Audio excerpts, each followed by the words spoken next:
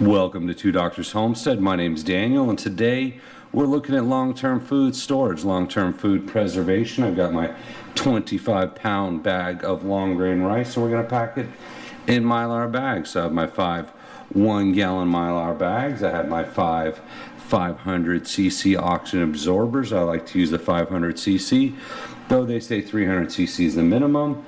And I have my impulse bag sealer. You don't necessarily have to use an impulse bag sealer. There's a lot of ways you can seal the bag. So when we're done, it's going to look something like this. So this is a bag I did before. This is 5 pounds of long grain rice. I've got my little scale here, measured it out, so you get about 5 pounds in the bag. So we got 5 bags, we got 25 pounds of rice.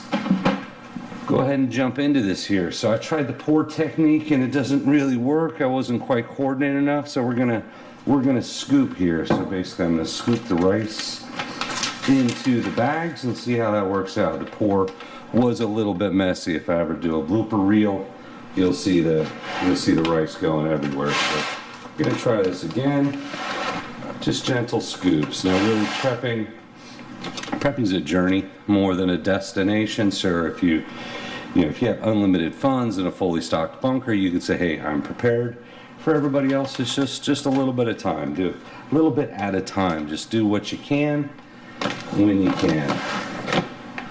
So in this case, we got our 25 pounds of rice. We've done the math before, and if you're looking at staying above the starvation level, you're generally talking about a pound a day. Seems to work out. You can certainly eat more if you have more available. So really each of these little Mylar bags is equal to about 5 days worth of food. Once again, that depends on your calorie intake. Oh, there you go, spilled again. Not sure, it's a messy process today. It's not my day for packing rice, I'll tell you that.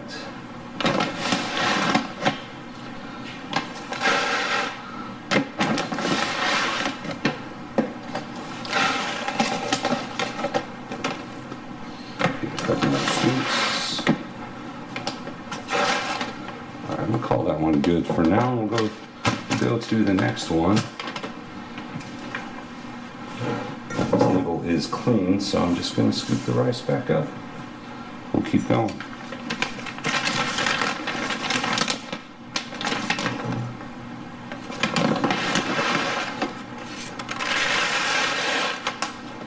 Now once you have the rice packed in the Mylar, sealed up with the oxygen absorber, there's a lot of options for storing it. This is obviously going to keep it dry, keeps the insects out. The O2 absorber should be able to kill any insects in it. If there's no oxygen in the bag, you shouldn't have to worry about any bugs. If there happen to be eggs in the rice from the store, this should take care of that. Now I keep them in plastic bins generally. Depends on how you want to store them. You just don't want it to get too hot. Too much heat on your food will affect its long-term shelf life. Now we say 30 years, that it should last. If stored this way, I can't guarantee that, right? Depends on conditions, but that's the general rule.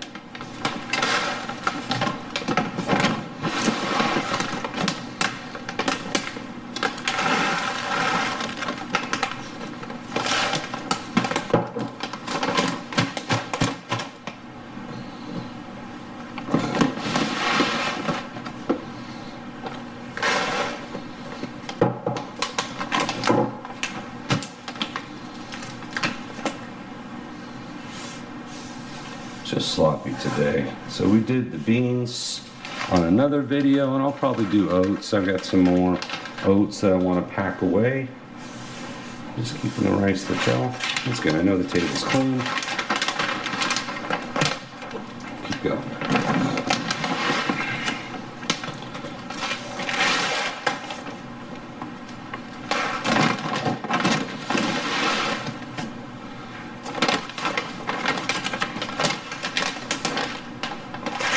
Kind of dark, rainy day outside, so it's a perfect day just to get all the food stashed away. Certainly don't have to wait 30 years to eat it, but you just know that this rice will be good for a long time.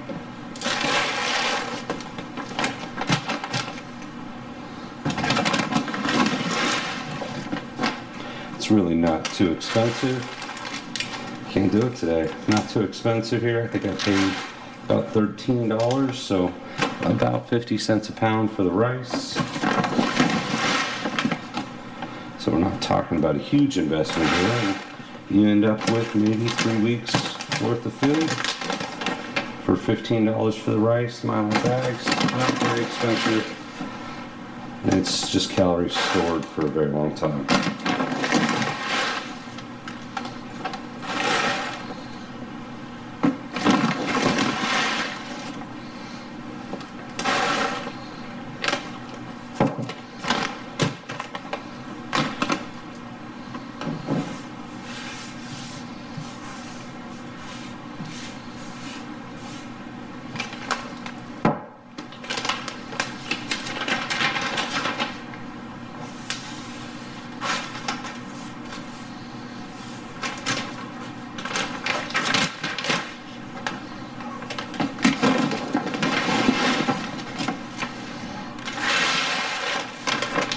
Now when you're looking at what you can store in Mylar bags, kind of using the same technique, and it's mostly, you'd want to look at your dry goods. You wouldn't want to try to store anything with high moisture levels like dehydrated apples or potatoes or something like that. Anything with a lot of moisture content, you're not going to want to store this. This is really for things that are super dry, right? You're creating a low or no oxygen environment, and you just wouldn't want to introduce any kind of moisture to that. And stuff like rice, beans, oats, wheat, anything like that is going to be dry, so it should be just fine like this.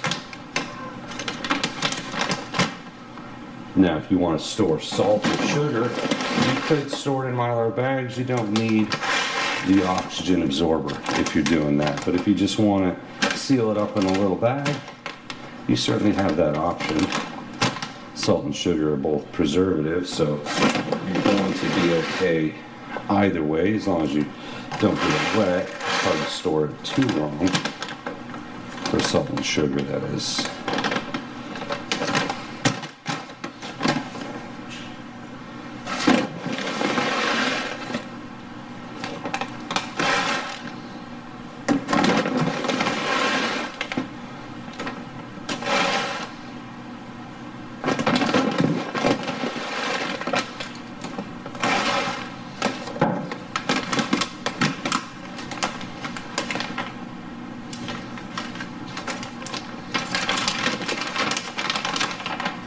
We're on the last bag here. It's actually going to be a short one. I know I spilled a little bit on the blooper reel. Did have a little spillage. But I'll weigh the bags. I bet I squeezed a little more than 5 pounds into each of those because I'm getting close to the bottom here. We're going to try this here.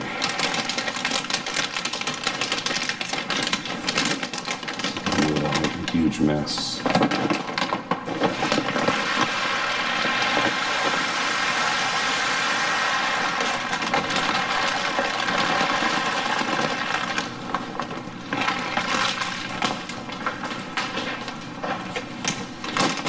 Definitely a short bag.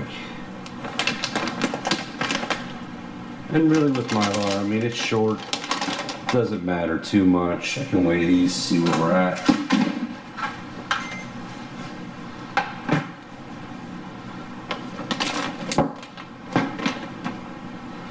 So it's what, 5.5. So I did squeeze a little more than 5 pounds in some of these, which is why that one's a little bit short. Getting a lot of spillage today. Alright, so we have all our Mylar bags. What I'm going to do is put in the oxygen absorbers and then seal them up and try not to spill anything.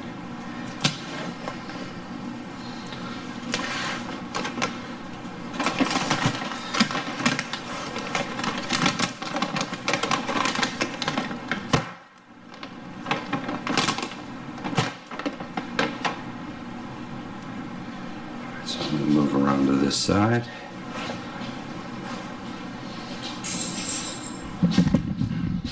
There we go. Coming with me here. So bag sealer's on. And you want it warm enough to seal the bags, but if it gets too hot, and we've done that before, it actually will cut the bag. The heat of the sealer will actually cut the bag. So we're gonna go about a 6. See, it heats up, and then it beeps. It kind of beeps when it's done, so you know when it's done here.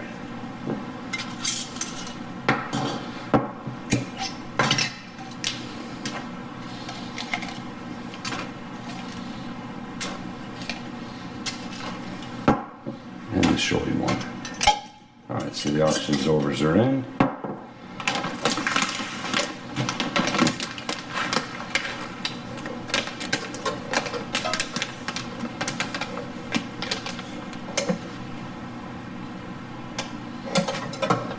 Looks like a good seal, but I like to do a double seal. 2 is 1.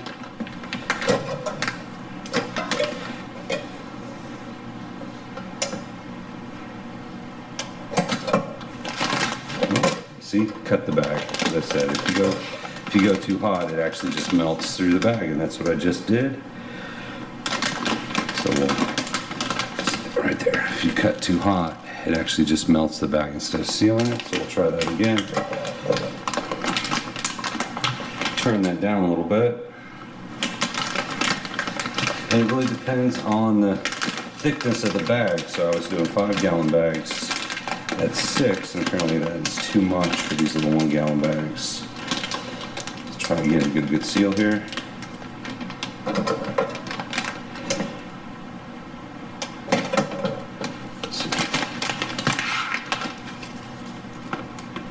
Yeah, it's still hot. Alright, we're going to take it down to 4.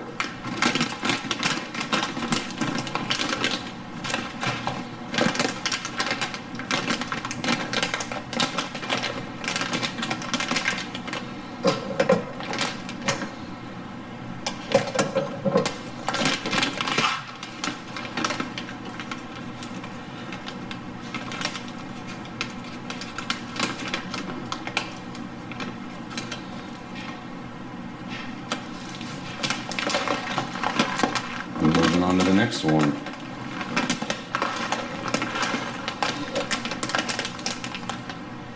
Going down even more.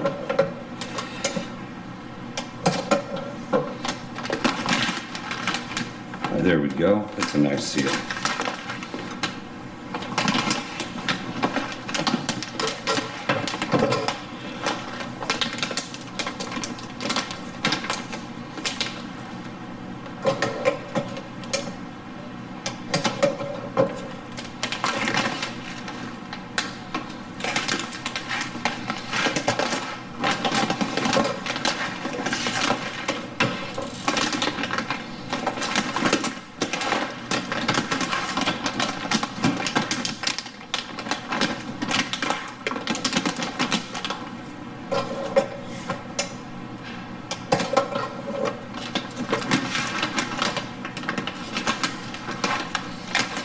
And then the last one, it was kind of a partial. I'll just pull it up tight and cut the extra bag off later. A little tiny bag.